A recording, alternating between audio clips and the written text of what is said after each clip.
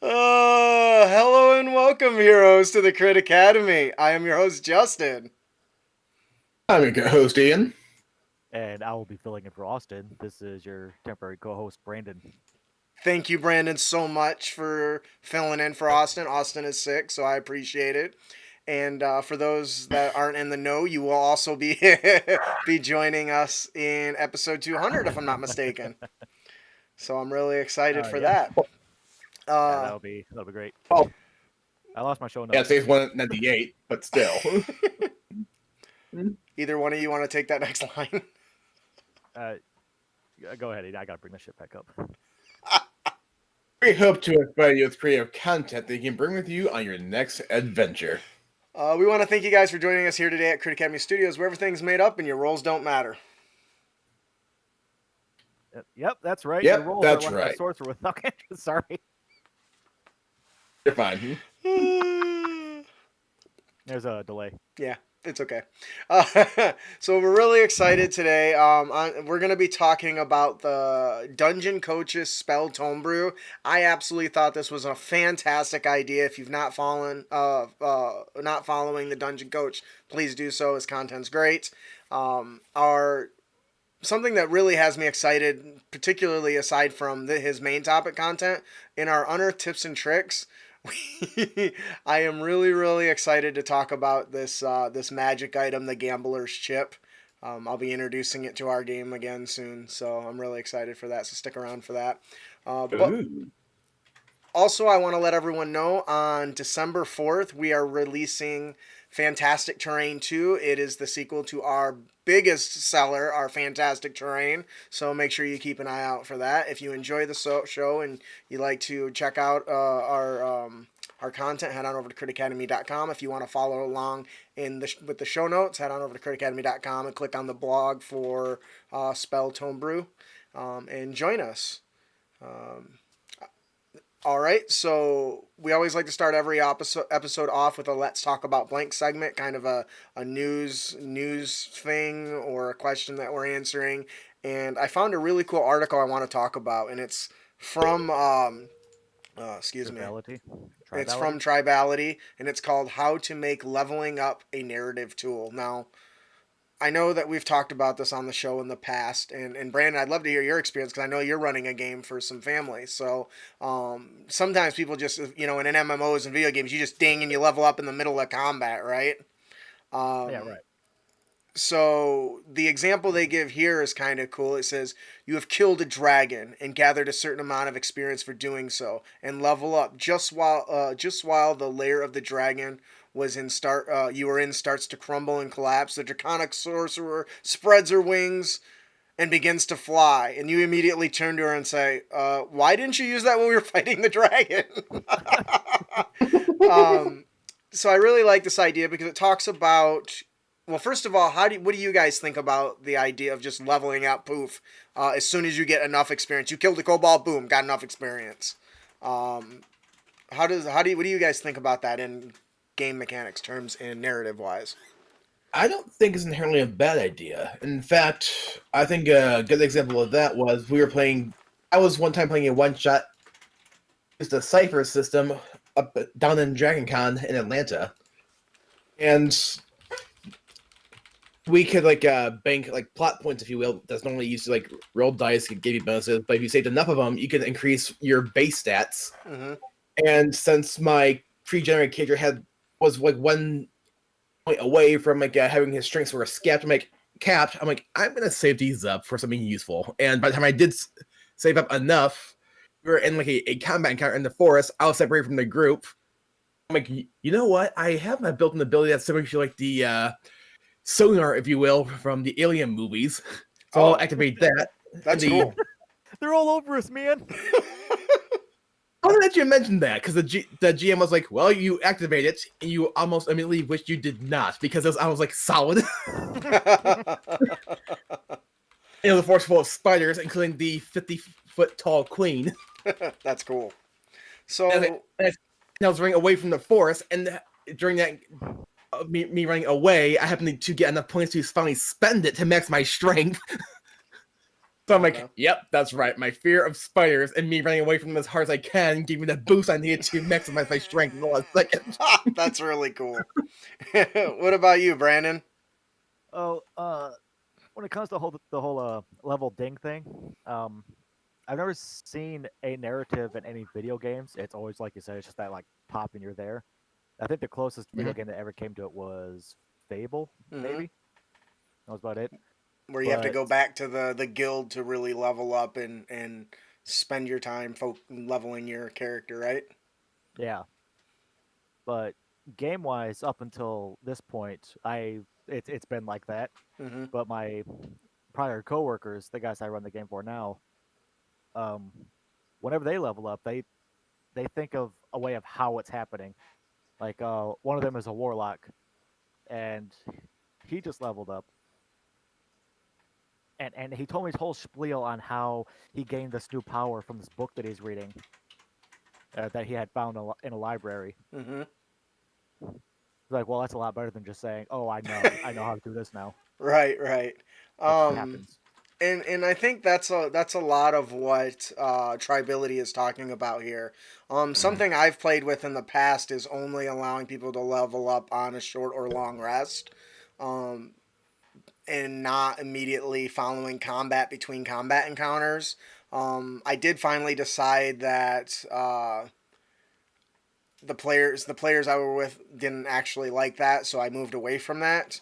But I understand the benefits of a good night's rest and allowing your character to soak in what they've learned and having them, evolve overnight and taking that knowledge that they've learned and quote unquote leveling up. It's definitely something that I haven't dealt with too much, but in my brain that sounds way cooler than just dinging. I know Brandon just gave us a fantastic example. Um, for me, as would you guys think that if you were to do it from a narrative level, you would leave that to the DM, or would you want to get the players involved, like Brandon's character? Go away, dog.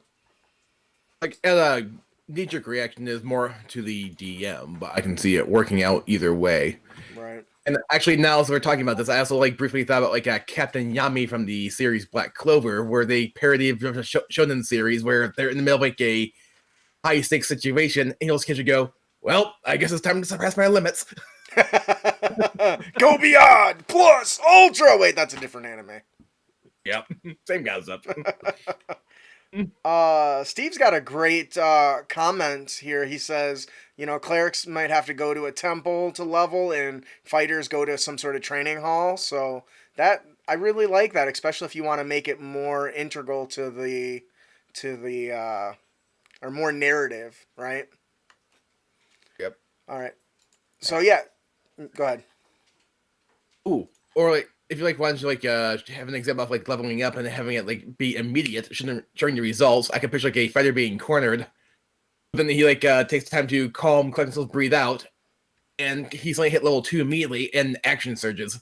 See, that's really cool. You bring up a good point. So, I know you've read it. We're both reading Rhythm of War right now from the Brandon Sanderson. Early on in the series, Trying to. there's a moment where one of the main characters, everything kind of just clicks for him in the middle of a battle. And I would almost argue that that's him going from level 2 to level 3 paladin. He's now accepted his oath, and with that oath comes a burst of power. So I could think if you could find the ideal moment in the middle of combat, even then it could be really cool. In that example, he's Yep. surrounded by enemies and he realizes this is what I want to fight for. This is the way I'm going to do it. I will protect those who cannot protect themselves, and poof, just a rush of power. So there's definitely something that can be done there if the DM and the players are totally on board with that. So, Yep. all right, I think that will do it for our let's talk. Go ahead. I'm picturing a wizard son like broadly grinning. Oh yeah, well I know something you don't. What's that? Fireball. Whatever. All right, so I think that'll do it for our Let's Talk About Blank segment. Now we're going to move on to our main topic, the Dungeon Coach's Spell Tome-Brew. Once again, you can find this on our show notes over at critacademy.com/post/episode 98. Somebody wants to toss that in the chat. That would be great, Ian. Un momento. But before we move on to our main topic, we have a product to give away. Lore Smith has been so generous to constantly give us fat loots to give out. Once again, we are giving away the Arcania digital tile set, that not the Google Doc, the website. the Arcania digital tile set lets you make dark, shadowy dungeon maps rich with fumes of arcane secrets. Our winner today is Neil J. Craig. Woo! Yeah. Congratulations, Neil. If you enjoy it, please let Lore Smith know. Maybe check out some of his other content. If you have not picked up remarkable shops or inns, you're missing out. Powerful resources. I'm not gonna lie either. I got the Arcania digital set, and it's pretty. It really is. It is. And it's so cool, and I've talked about it on the show before. Being able to print those bad boys out and then put them on things and just mix and match tiles at the table, even with the digital set, is pretty dope. So, if you didn't win, don't worry. You can head on over to critacademy.com/loresmith, and you can get a free set of digital terrain on top of this one for the winners. So check it out. Also, some one-page adventures, some other fat loots. That just means the winners get something extra. Right? We're special. So, the Tome-Brew. Brandon, can you tell us a little bit about the Tome-Brew cantrips for people who don't know? Let's see here. The Tome-Brew Cantrips, one of the most important and complicated parts of D&D, is the magic. This is one of the main ways a character can gain the amazing abilities they use on their epic journeys. One of the most important types of spells, especially at low levels, is the cantrip, and that's especially for when, like I know Justin's guilty of this, where he will run your yeah, he's smiling. You'll run your what are they? He will run your spell slots out completely, and we'll be like, "Oh, do we get a short rest?" And he goes, no, you don't get a short rest." Sorry. So you're left with what? Your cantrips. That's all you get. So you gotta use those wisely.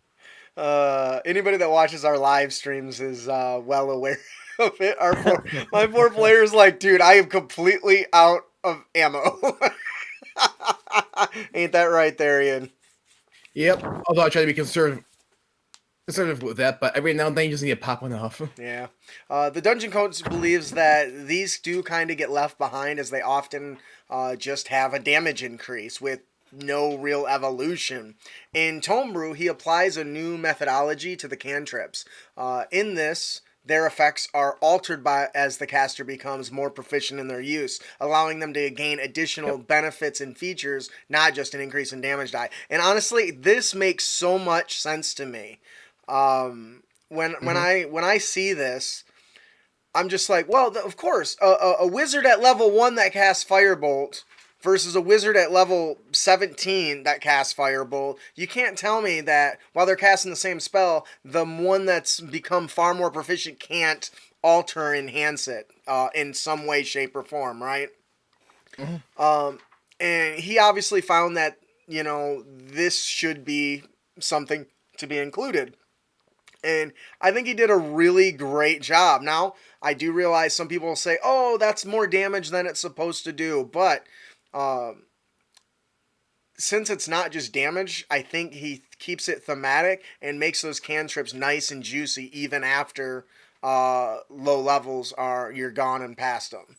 Which some of the other features you're not going to get to your high level anyway, so what doesn't matter if your cantrip does a little extra something.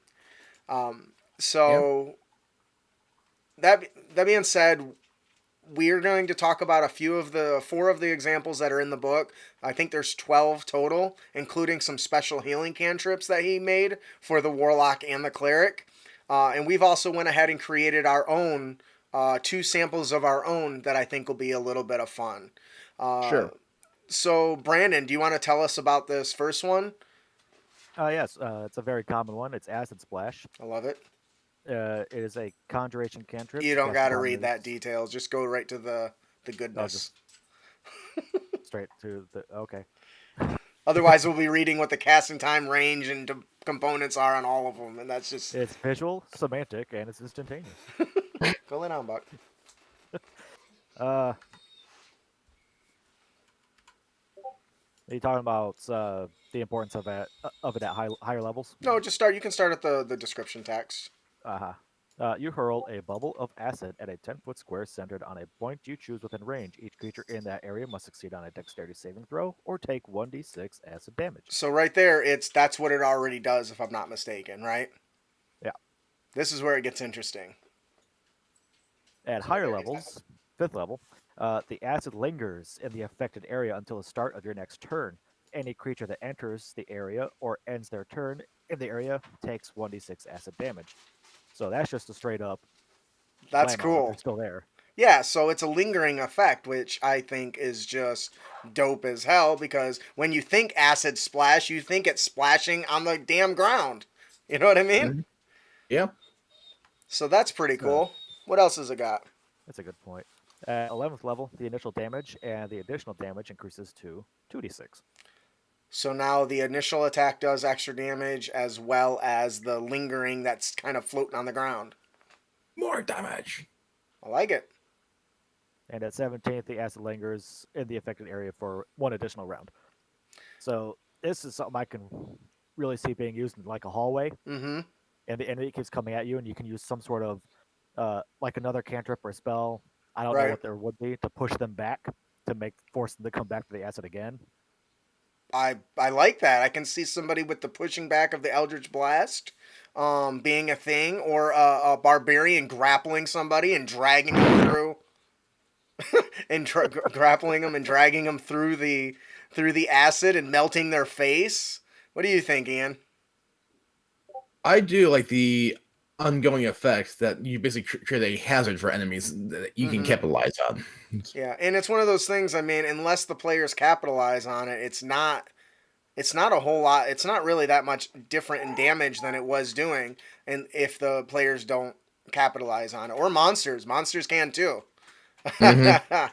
I can see a whole hallway of wizards casting these things. I'd imagine it apply like any other hazard and not, stack on itself. Let's say creatures, so if there is a monster that grapples an ally and just drags them through it. Mm-hmm. That's awesome. I love it. So I think that already we're right out the gate. He's taken a ability that's otherwise just a bit of damage and has made it an environmental effect, which alters the terrain, which means movement becomes more important in the combat. Ian, do you want to tell us about the next one? The next one is Blade Ward, a cantrip that has an awesome name, but I don't think I've ever seen anyone actually use it. Let's be real here. Basically, when you cast it, you gain resistance to basically any of the physical attacks against the next weapon that hits you. But with this one, I was kind of curious with the way it was worded here. At 5th level, the range increases to 30 feet instead of self, I guess. So I guess that means you can put it on an ally, which would be helpful. That's what I was taking from it. Yeah. And the 11th level, you gain resistance for the next 2 weapon attacks while the spell lasts, which lasts for a minute anyway. And on 17th, it becomes a bonus action. And to me, because it's actually a bonus action, that means you actually might take the time to use it. Let's be real here. I think most of the time, especially in the middle of combat, if somebody casts even just a cantrip, it's usually going to be a damage one. So this at least gives you further opportunity to actually utilize it. Yeah, and I like that I think it's nice it lets you cast it on other people too. Because that makes it a really great resource for buffing a utility ability for buffing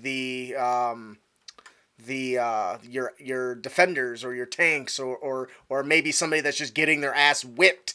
Uh-huh. So. Oh yeah. What do you think, Brandon? It confuses me. What? I would have. Well, not what it does specifically. I mean, that's awesome ability to have, but it's just that the range itself, so it's for you, but what's the point of increasing it to 30? So you can cast it on other people, I would imagine. Since the range changes from self to 30 feet, you can probably target yourself or anybody within 30 feet. That has to be what it is then. Yeah, I mean, that's what threw me off too, so I get that. I mean, I think the only thing I would change, if you will, is I would have made a bonus action maybe at lower levels to motivate you to choose the cantrip sooner, but Yeah. I get they're trying to balance it out too, so and that's always a like it. Yeah, I do like that it also lets it last two attacks instead of just one. Makes it a Mhm. little bit better too. A very good abjuration ability. So, What classes are Like you maybe for? swap the 11th and 17th, but other than that, what classes? Sorcerer, wizard, warlock, maybe. I don't remember all the classes that get it, but I imagine it's something most spellcasting classes get that So have badass cantrips. cantrip for a glass cannon. Yeah. But then they give up being a glass cannon, and thus there is the dilemma: why protect myself when I can just blow somebody up and wait for a healing word to get me up if I go down, right? yep, yep, bard, sorcerer, warlock, wizard. So yep. So the dungeon coach did something really great here with this next one. I don't think I've ever seen Fun. anybody actually use the friends cantrip. I Um, have. well, I thought great. about taking it multiple times. I also found out how to justify it too, so I get it. Well, and it's hard too because so for the duration of 1 minute, you have advantage on all charisma checks directed at one creature of your choice that isn't hostile towards you. When the spell ends, the creature realizes that you used its magic to influence it. That's huge, and it becomes hostile towards you. Mhm. That's bad. A creature prone to Yep. violence might attack you. Another creature might seek retribution in other ways. I can immediately see him reaching out to the magistrate because if you remember a long time ago when we covered the laws of the land from the Dragon Heist book, one of the things that's really bad is enchantment magic. It's very punishing. So if a player's using or a character's using a cantrip that it manipulates people and they reach out to the magistrate, you're in some deep shit. Yep. Just straight up some problem. Now, why I like this because first of all, 1 minute, not very much.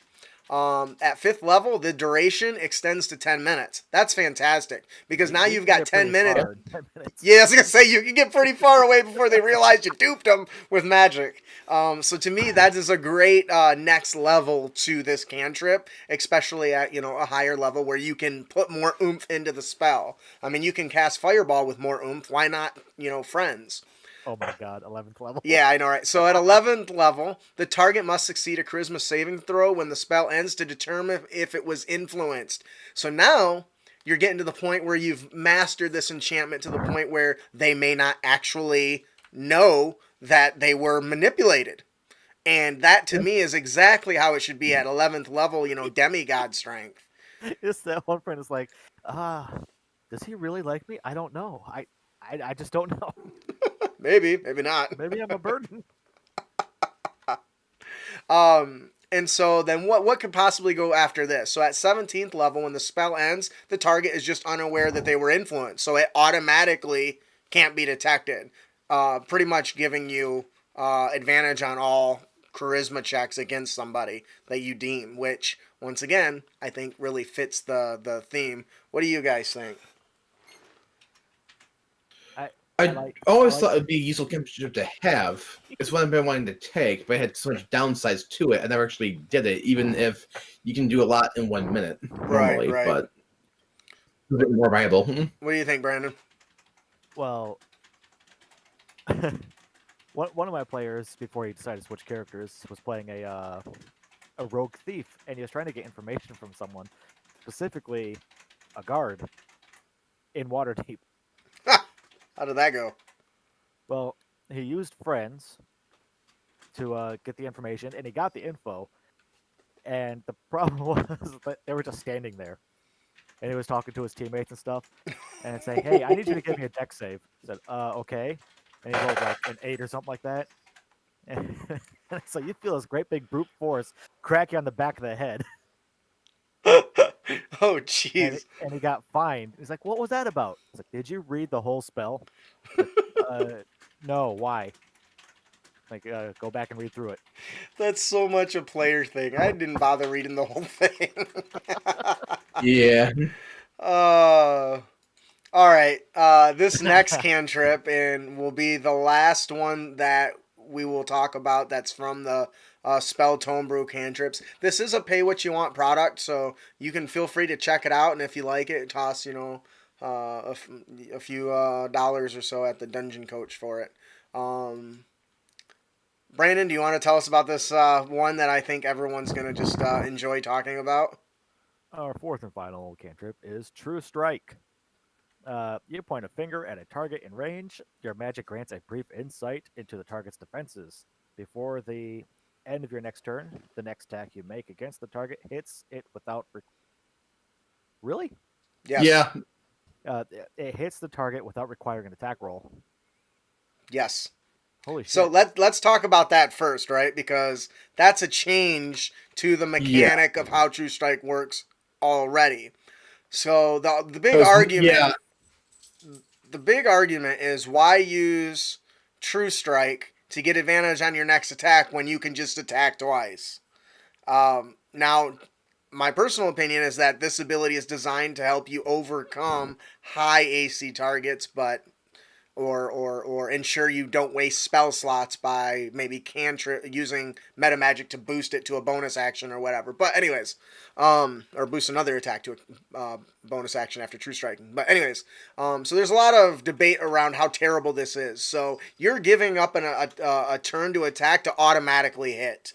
That to me automatically is already a better benefit and worth not taking 2 attacks, because you can still miss with 2 attacks, right? But if you're guaranteed to get a hit off with 1, is that worth it? I kind of feel like it should have stayed have advantage, because auto hitting I think can be a little bit much, even if it is taking a action, but maybe have instead make it a bonus action, which could still be pretty full, or have it affect more allies sooner. Okay. Not necessarily all. But, right. yeah. Right. What do you think, B? I just like the idea of being able to hit the target. It's like you said, if you roll twice and you have to roll, you still have that chance of missing. Right. Yeah, I'd rather hit once than miss twice. This is certainly one that I would like to play around with to see if this works as good as I think. Because I think it really is a good trade-off. Though I do totally see Ian's point and some of the concerns that he might have with it.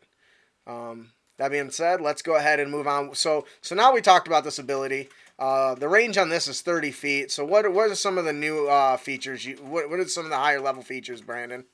At 5th level, it extends to 60 feet, so it doubles. That's great, especially for a caster. Mm-hmm. Now, let's see. At 11th, all allies within range benefit from this spell. So, this one I have some concerns about. I don't know what that means. Does that mean that everyone's first attack is auto hit? Or is it just the next attack from anybody automatically hits? That should be reworded. Oh, good point. That's the way I'm taking it. Because that's far less broken than all players automatically hitting. So I can probably the next one then. Yeah, I can see this being used as like something a person who wants to be a battlefield manipulator foregoing their own turn to command, hey Thorg, I see a weakness in his left flank, and then Thorg goes and automatically hits, right? That to me would make for a great style play for that. I don't think it is actually everyone, because then that would just be totally broken. It's got to be the next person to hit. Yeah, and I think that's much more balanced, because now somebody's foregoing their turn to ensure somebody else is successful. Which is great if you have that barbarian right in front of them. Mm-hmm. I agree. Or a rogue in sneaking position. Oh, yeah, that's a good one too. I like that. That's not the last one though. What's the next? What's the last one? The duration is extended to 1 minute. Now the duration's already 1 round. So was that 10 rounds? Yeah. So you have up to 10 rounds to ensure your hit. So to me, that means you now can cast this preemptively to get the jump on an enemy and ensure a strike. Assassins will love this. because they just automatically hit. And I think if they auto hit, isn't it a crit or something like that if they go first? I don't remember. I feel like if they assassinate, they have to I do feel a like the sneak attack class. on an enemy that has not had a turn yet. Yeah. What were we gonna I say? feel like the class I bet the most from this one will be the sorcerer, especially if you take the quicken meta magic. Mm-hmm. Yeah, So I agree. It's very cool. Alrighty, so that is all the ones that are right from this Spell Tome-Brew Cantrips. Now, we couldn't very well go through this without creating a few of our own. So I took some of my favorite cantrips and tried to improve upon them, I guess. I don't know, improve is a strong word, but take this same philosophy of evolution to them. So, Ian, since you're a man of the Ray of Frost lately, would you like to tell us a little bit about this change we've made? Wizard's gonna send you. to be fair, I'm only grabbed Ray of Frost because I knew we were going to go into hell because everything was fire. So anyway, Makes sense. Ray of Frost, the way we changed the way it worked was instead of its usual like a 1d8, we changed it to 2d4, which decreased its average. Well, I guess it increased the average, but decreased how lucky you are hit max. Right. But you still reduce the target speed by 10 feet until the start of your next turn. And as you level up, when you hit level 5, the D4s become D6s. At 11th, they become D8s. So it's 2d8, plus the other benefits you get as you level up. At 5th, instead of slowing them down by 10 feet, their speed is reduced by half, which is definitely way more in most cases. Right. What do you guys And think on about 11th, that? And on 11th, the spell's blast house creates a 5-foot square. The target is at the same time as the target, doing slippery ice. And when they move for the first time or start a turn there, they must roll a acrobatic save to see if they fall prone. And at 17th level, it becomes, well, 2 beams. So, same thing. What the As a fuck? attack for each roll. So, yeah. This A is lot more turning- utility to this one, which is definitely kind of nice. This is making rough terrain, turning it into rougher terrain, and doubling it into even more rougher terrain. Well, the first one doesn't really rough terrain. It just slows somebody down from like freezing them up a little bit. But yes, the idea was to make a terrain effect. What's really weird is I used the slippery ice from the DMG for this, and it doesn't call for a save. It calls for an acrobatics check, which I thought was intriguing. So my goal here was, okay, if you're freezing somebody with more energy, it should slow them more than 10 feet. But when I originally wrote it that way, a lot of people said, well, if you make it too much, then there's some monsters that just can't move. And for balance purposes, that clearly becomes a problem, right? By being able to blast somebody with a cantrip and stop their movement entirely. So for me, reducing their speed by half meant faster people still go way faster. And it doesn't make dwarves not be able to move. The idea of leaving the icy blast just comes right out of comic books. I was watching the old Batman, and Mr. Freeze has that little blaster, and every time he uses it, what happens? It leaves a fucking little icicle on the ground, which slippery. Mm-hmm. So I wanted to catch that. And then the other thing was, what can I do without increasing the damage too much? Well, I thought making it more of a utility ability by splitting it and allow you to slow 2 targets, or focus on one and do the normal damage plus half movement. And then, of course, the area effect, which it gets all of these effects. Overall, what do you guys think? I like the I idea. think of it's having, neat. The 2 choices. You can use it as offensive or as a utility. Yeah. Well, I'm glad you guys like it, because I rewrote it like 5 times, because every time I did it, it had too much damage if you considered with all the other stuff it did. So I had to like change the damage die so it would scale appropriately. So overall, it'll still do less damage than a normal Ray of Frost, but the trade-off is all the extra utility. The big one was I love terrain. So leaving the blast of icy, just like the acid splash did, was a big deal for me, and I really wanted to get a hold of that. Fortunately, you wrote 2 books about it. This is true. You can head on over to criticheavy.com and pick up Fantastic Terrain 1, and in December 4th, Fantastic Terrain 2. And there's a freebie. If you head on over to criticheavy.com, we actually have a freebie that comes with, is it samples from the new one? No, it's samples. Or from the old one. So if you don't want to shell out the cash for the full Fantastic Terrain, you can pick up the freebie that comes with some samples for you to drop in your game. All right. So the last one I want to talk about is Mage Hand. I love Mage Hand. It is hands down, one of my favorite cantrips. Even my wife laughed. That must be a really good one. She doesn't laugh at nothing I say. As normal, a spectral floating hand appears at a point you choose within range. The hand lasts for the duration or until you dismiss it as an action. The hand vanishes if it's ever more than 30 feet away from you, or if you cast the spell again, so you can only ever have one. You can then use your action to control the hand. You can use your hand to manipulate an object, open an unlocked door or a container, store or retrieve an item with an open container, or pour contents out of a vial. You can also move the hand up to 30 feet each time you use it. The hand can't attack, activate items, or carry more than 10 pounds. Just by listening to the description, which is just how it is in the handbook, can you imagine already what kind of restrictions I'm going to remove from this? Range, weight, and detail. Right. So, of course, at 5th level, you have an increased range of 60 feet, and it can now lift 20 pounds instead of 10 pounds. That was obviously a matter of, I want it to be bigger. It's not quite as Big B's hand, but it's getting there. So at that moment, it's just longer range and a little more weight. At 11th level, using your action, the hand can now activate magic items. This is one of the clear restrictions inside of the spell itself. I thought, you know what, at 11th level, who cares if the person activates the magic item or if a magical hand does? Of course, that isn't enough. At 17th level, using your action, the hand can now make a basic weapon attack using your spellcasting ability modifier for its attack roll and damage bonus. What do you guys think?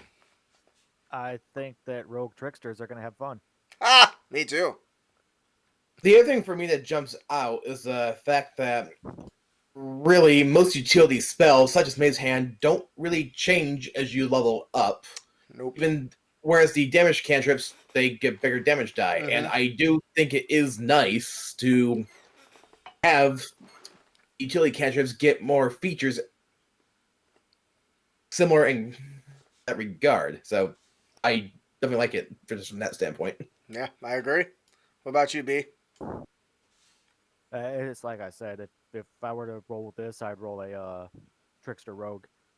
Because Trickster Rogues get to have this spell, but their mage hand is invisible. Yep. So now just a floating weapon coming at you. You might think it's an animated sword chasing people around, and it's some dick rogue sitting in a coffee shop having a drink. And he's led a few too many.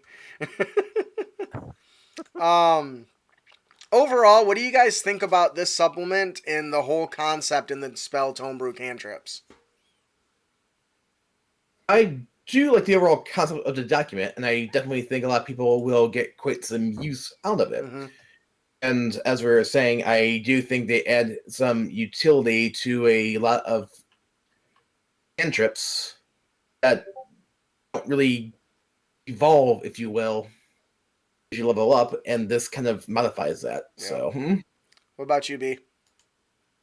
I like the idea of taking cantrips that already exist and further utilizing them into a versatile manner. Yep, that's kind of how I feel. I really love this concept, and I think I'm going to want to run with it. I can see myself rewriting every single cantrip. This product does not have every single cantrip in it. It's worth noting that. I think it has like 12 maybe, including 2 special ones that he made just for his homebrew for this product. These are cantrips that he uses in his home game, as far as I can tell. I love this for a couple different reasons. One, I think it makes more sense that a higher level mage will be able to manipulate the most basic of spells in a more advanced way than just making it go boom more. Uh, and as you said, Ian, the utility ones don't really change at all, really, in most cases. So I'm excited to tinker around with this a little bit more. If I did have some constructive criticism, I feel like he has a little bit of work to do as far as clarification of mechanics and their verbiage. Sure. Some of it's a little unclear or leaves you guessing to exactly the mechanic of how it functions. I mean, I think we were able to figure it out, but I don't know that a player should have to or a DM should Yeah. have to. So I would definitely recommend some adjustments in the WotC style verbiage writing aspect of it. So Yeah. overall, I think it's a great product, and I can't wait to see where it goes. So I think that'll do it for our main topic today, the dungeon dungeon coaches spell Tome-Brew Cantrips. I recommend checking it out. It's worth it. It's a pay what you want. So if you enjoy it, toss them a few bucks. If not, you guess you don't have to. That's what pay what you want is. Make sure to leave them a review though if Right. you do pick it up, and tell them what you like and what you don't. Help them improve it. Before we move on, I just want to take a second to say that this episode is brought to you by our generous sponsor, Cobalt Press. If you have not checked out all their fat loots, you need to. You can head on over to critacademy.com/Cobalt Press. Tome of Beast 2 and Tome of Beast 2 layers are awesome. If you haven't checked out the episode with the Warlock book that we covered, it was great. It's awesome. There's so much loot in there. Check it out. Now, moving on to our favorite part of the episode. I know it's my favorite. The secret sauce of the episode, right, Brandon? Yeah. Is our honor tips and Let's not tricks. saying meat and potatoes anymore. So it's actually the sauce that goes on the meat and potatoes. Oh, would you shut up? Our honor tips and tricks, where we bring you new and creative content for you to bring with you on your next adventure. Brandon, would you like to tell us about our character concept? The character concept this week is the MOP. That's The just Mop. MOP. That's his is an name. acronym. Yeah. Warforged Artificer, and Unity Domain Clerk by TikTok user Elias Whitelaw. You're getting ideas from TikTok. Yeah. That's cool. Mop's prime goal is to make everyone that he or she comes in contact with better and build communities. These classes give Mop access to mending, create food and water, fabrication, creation, and healing. And that's it. The Unity domain gives Mop the power to share the damage load among its allies with its channel divinity, Shared Burden, much like splitting the bill at a restaurant. Mop, Mop spends all its available downtime providing menial labor, potions, healing, and equipment to those who need them. All of Mop's disposable income is invested in the support or those it comes. Wait, what? All of Mop's disposable income is invested in the support of those it comes across. Typo. What are you talking All about? of I Mop's don't make power- mistakes. Yeah, there's one right there. I'm looking at it. I fixed it. I don't know what you're talking about. All of Mop's powers are used to heal the sick, feed the hungry, and rebuild damaged infrastructure. When people inquire as to why Mop is so dedicated to this cause, they simply respond, "It is ingrained within me that I exist for the service of those who I belong. I belong in some capacity to everyone." MOP is an acronym for means of production. What the fuck? Oh my god. So I totally know that this is a spoof character concept. Yep. But the idea of somebody who just believes they belong to everyone and is doing everything in their power to help people just sounds like so much fun. Like, what are you doing in your downtime? I'm helping repair that church. What are you doing in your downtime? I'm helping repair the dam. What are you doing in your downtime? I'm rebuilding the inn, you know? It sounds like a lot of fun. Obviously, once again, it's meant to be a spoof, but I think it's still entertaining. What do you guys think? I definitely like the idea of somebody who does like maintenance and support overall. Hmm. That leans quite heavily into that. I'm guessing the artificer part is more for the mending. Yep. So Yeah, with the fabrication and stuff, you can build everyone. But I about lost it when he got to the channel divinity share the burden. I was like, what are you talking about? I'm not taking all the damage. We're going to share the suffering. That's actually happens in Brandon Sanderson's Stormlight Archives, doesn't it? Aren't the heralds like supposed to split the pain and suffering so that they can, hold off the invasion or whatever? Something like that. Uh, Overall, theory. I think it's a fantastic concept, and it just is. Well, if you're running a lighthearted campaign, this is definitely one for the books. Our monster variant of the podcast is Urgurgla, the Pursuer. Huh, I wonder where I got this idea from. Not from Rhythm of War at all. Tales of the Pursuer go back generations. A monster from the depths of hell who hunts down adventurers who stray away from the righteous path. Many say he hunts them for sports. Others say revenge. Only the Pursuer knows the truth. So we're gonna start. Thank you for fixing that. We are going to start with the origin of I think it's a demon, the Aranes. You're gonna take away its fly, which yes I know is bad because they have weaker hit points and everything, but that's okay. Instead, you're going to give it. You're gonna now add new features of the legendary action. You're gonna give it 3 points. One is defensive stance. The Pursuer takes a defensive stance, twirling its weapons around its body and adds a +2 to its AC against the next attack made against it before the beginning of its next turn. You're also going to give it the Revenge legendary action. The Pursuer chooses a target within 15 feet that has damaged it since the end of its last turn. The Pursuer has advantage on the next melee attack against the target before the end of the Pursuer's next turn. And then it's going to have Step Through Hell that costs 2 actions, allows it to teleport up to 60 feet. If you don't know, the stupid name. Aaron Yees. Let's go with that. Is a pretty powerful demon, I think, at level CR 12. Yeah. It has hellish weapons that come with poison, which is great for a Pursuer, right? Who's hunting people trying to weaken them.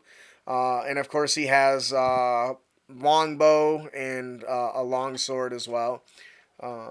The goal of this is to design somebody who is stalking the players or other heroes who have done a lot of murder, hoboing, or caused a lot of destruction.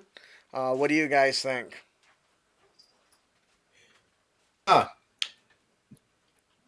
It sounds like a Pursuer for an assassin contract. Oh yeah. That's what I was going for.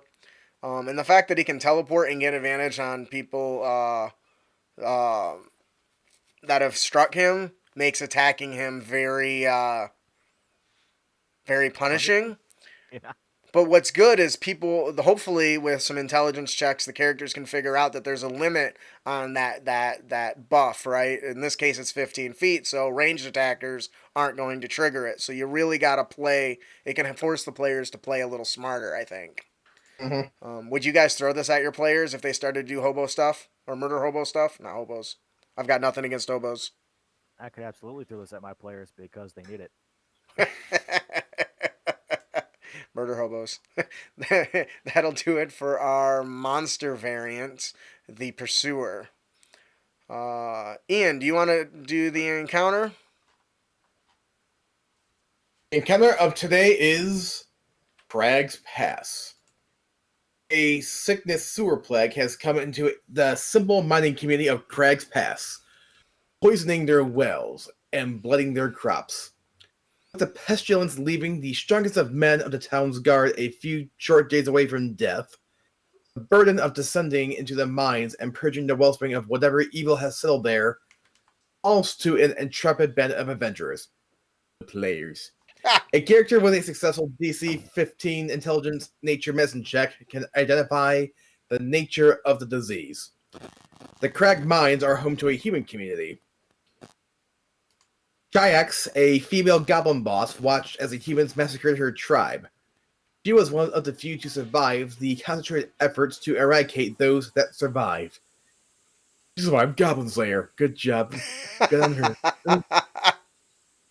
She spent the last 3 years devoted to watching and observing the humans, preparing her revenge. Her resolve allowed her to build followers to defeat the weak ones who have stolen the mountain's inheritance of her clan. She and her minions are pouring poison in the water supply through a vein deep in the mountain. That's a nice touch. What do you guys think? I like this idea. There's so few encounters that I can run with goblins and kobolds, where I could think of hooks to get the players to getting into it. Right. Is there anything particularly you like about this? I feel like the fact that they are like poisoning the water supply from a distance away, so it's not directly obvious. Mm-hmm. So Yeah, I had a lot of fun putting this together. I like the idea where there you can almost feel, you can understand why the goblin is doing what they're doing. Really, she's just seeking revenge because people killed everything she knew and loved. Is what she's doing wrong? Yep. Absolutely, it's still wrong. Is it, you get why they're doing it. Yeah, and that makes for an interesting character development for the villain. Now, whether the players give a damn or not, that's a whole different story. But there's a method to her madness. It's not just, hey, the well is being poisoned by goblins. Go take them out. If you actually ask why, you understand. Do they end up understanding and trying to just make a deal with her? Hey, you know what? What you did is wrong. You got your revenge. Stop doing this. We're going to clean it up. Don't show your face around here. Or do they, petition the city and ask them to abandon all that they've stolen so that the Shinax can have her home back? A lot to it, I think. There's a lot of angles you can go at this from, without question. Mm-hmm. I do think most people end up really pulling their way through, which I totally get as well. Yep. So that's that whole play into the player's feelings Yep. situation again. Moral ambiguity, bitches. Like that one time with the two goblins that we killed, and there was the little girl, and I forgot his name. He didn't give a shit. He tried to just eat her. That was Steven's character. Yeah. I remember that. Andrew says kobolds riding blink dogs can be surprisingly dangerous. I think I'm gonna be happy to find that out. Maybe I'll put something together around that idea. I like that. Blink dog. Blink dog, the teleporting. Except for they're, to my understanding, they're lawful, good creatures. Yeah. But maybe some few got a little too close to this poison. Yeah. That'll do it for our encounter of the podcast, Crag's Past. Our magic item of the podcast is the Gambler's Chip, a wondrously rare item. This coin is imbued with two forms of powerful magic. Both can alter one's fate, for better or for worse. An all or nothing gamble of fate. When you make an attack roll or an ability check, you can use a bonus action to flip the gambler's chip instead. Or flip the gambler's chip. Instead of rolling a d20, you flip a coin. On heads, treat it as if you rolled a nat 20. On tails, treat it as if you rolled a natural 1. Once you use this feature, you cannot use it again until the next dawn. What do you guys think about this? I definitely am glad it's a once per day item for sure. Yeah, it's pretty powerful. Can be, definitely. We pull it off, yeah. Yeah. What do you think, B? Yeah, that's a big risk. How so? Oh yeah, like either I'm gonna completely utterly blow it or I'm gonna be awesome about it. Like Mhm. just imagine you have your last fourth level spell slot, and you're gonna drop a major attack into that slot. And it's like, okay, if I do that crit, it's gonna do a lot of damage, and it's gonna give us the upper hand. But if I miss, I'm fucked. I am out of ammo. Yeah, exactly. I like it. I think being once a day isn't too bad. I would say in a given adventures day, adventurers can often roll more than 120 in a given adventuring day. So I didn't think it was totally imbalanced. But I think it's a fun one where I can see the players coming up and having a discussion with an important noble whose help they absolutely have to have, but they only get one crack at it. And if they go all in, because maybe it's such a it's a high DC that they know they can't get it any other way. This could really create a. I feel like this could be used to create quite a bit of tension when used outside of combat. Yeah. Um, so it's a pretty simple one, but I thought it was kind of fun. So that'll do it for our magic item, the Gambler's Chip. Our Dungeon Master tip of the podcast is storing your miniatures magnetic primer. I should have put a link to that, but I didn't. I need to do that. So this actually comes from Tabletop Never Stop on TikTok.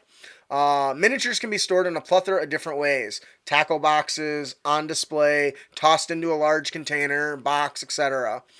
Each of these has their own advantages and disadvantages. Personally, me, I chuck them all in a box, and unfortunately, they break because of that sometimes. Mhm. Tabletop Never Stop suggested a new approach that I hadn't seen before.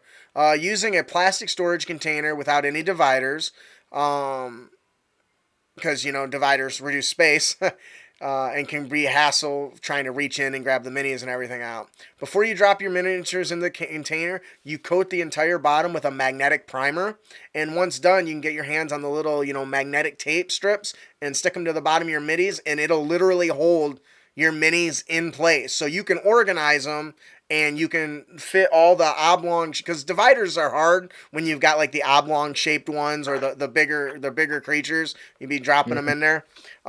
Now you don't have to worry about that. You can organize them. They magnetically stick. In his video, he actually turns the whole thing up, down, and shakes it a little bit, and they don't even move or fall out.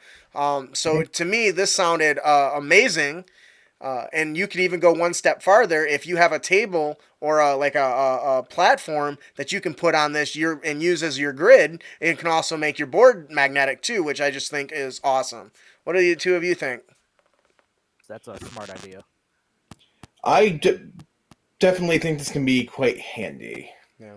And anything that, and I'm sure a lot of people who has a lot of minis, and there are some DMs out there who do, will definitely find this nice to organize. Yeah, I agree. A lot of people are crafting anyway, and this is simple to do, and Mm-hmm. that anyone can do. That's the important part to me. Right, right. Right? No one likes dropping $30 on a single mini and being like, "Oh, okay, where's she at? Here she is. Okay, where's my succubus's wings? They got broken off." Damn it, they broke. Yeah, Mhm. I thought this was really cool. It was one of I've seen a lot of different ways: toolboxes, tackle boxes, all these different things. This was something I hadn't seen before, and is really not that expensive. And I feel like it could come with a myriad of benefits.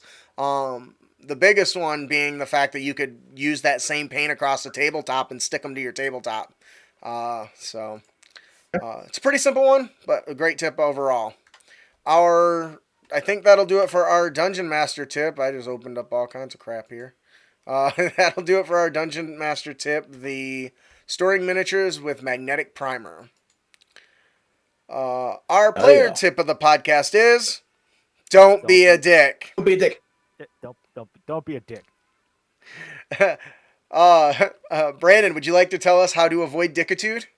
You can avoid dickitude by knock knock. The spells silence and knock can be incredibly useful, but more so once they are combined. Using the what? Using this combination of spells allows the characters to open locked doors, chests, manacles, gates, etc., without anyone being able to hear the normally accompanied creaking, grating, or slamming, or the knock spell's thunderous knock noise. This can be used to great effect for spying and espionage, or just trying to catch the enemies on the other side of the door. Toss in the Arcane Eyes spell to scope out the area before the characters. The hell? You guys still hear me? Yes. Oh, my monitor just went off. Okay. To scope out the area before the characters charge in, many traps and enemies can be avoided entirely. I love this. The idea that you can silent, because when you use the magic knock spell, it makes a loud knock, and that can often give you away if there's enemies on the other side. By creating an area of silence to hide that, you can hide the fact the knock unlocked it. You can hide the fact the door is creaking open. A lot of, I mean, you can get pretty far with this in a locked building without anybody ever knowing the characters were ever inside. Uh, what does the knock spell do? It unlocks locked doors, chests, manacles, gates, etc. It's a spell that just unlocks stuff automatically. No need for a Oh. key. Unless I'm Wow. missing something. Yeah, but it makes a big knock noise. Jesus. Okay, that's So a good tip. if you open the door, or if the door is locked and you knock it and there's guards on the other side, they're gonna know. If they don't hear the creaking of the door, or the slamming of the latch, they're certainly gonna hear the spell. What do you think, Ian? I definitely always love to come up with creative uses for utility spells, Mm-hmm. and this definitely fits the bill. And I definitely also think it helps the party find more stealthy ways to do things, which some people need to work harder on without question. Right. Me. Specifically, the loud knock from the knock spell can be heard 300 feet away. Oh, So, not just the guys in that room, but guys in every room are going to hear it. Definitely a nice little combination of spells to really get you through the door. But I hate you. well, I've missed you. I It's a pretty straightforward trick. Definitely check it out. It takes 2 low-level spells to do. So, master that arcane teaching, fellas. That'll do it for our player tip of the podcast. Don't be a dick. And you can avoid dickitude by mastering them arcane teachings, the knock knock. Before we close out today, we have another gift to give away. Compliments of Jeff Stevens. Ian, that's your cue. A Ian. masked menace terrifies the region. The adventurers stumble up to her scheme, the kidnapping of a famous performer known as Devon Artis. Their mission is to deliver a ransom and collect Devon. And today's winner is James A. White, 1307. Woo! Congratulations, James A. White. Fat loots to you. If you didn't win, no problem. Just head to critacademy.com/Jeff Stevens for more free stuff and other fat loots. Got all kinds of good stuff for you. All right, guys. I'm really excited. Next week, we're going to be talking Kobold Press's Deep Magic. This has got to be the fattest book of spells that I've ever owned. I feel like it's a compilation of like 10 different books to get this many spells, but I'm really excited to talk about that. If you don't know, our episode 200 is coming up very soon. That's actually in 2 weeks, on December 13th. At 7 p.m. Eastern. Please come join us. We're going to be doing like a build a dungeon or build an adventure with the entire audience. And what's cool about this is once we build it with the audience, I am going to go through and I'm actually going to write it up as an adventure that we're gonna make available. So I'm really excited for that. Brandon's going to join us, so that's exciting. Because we've missed you. I've missed you. Yeet. Yeet, yeet.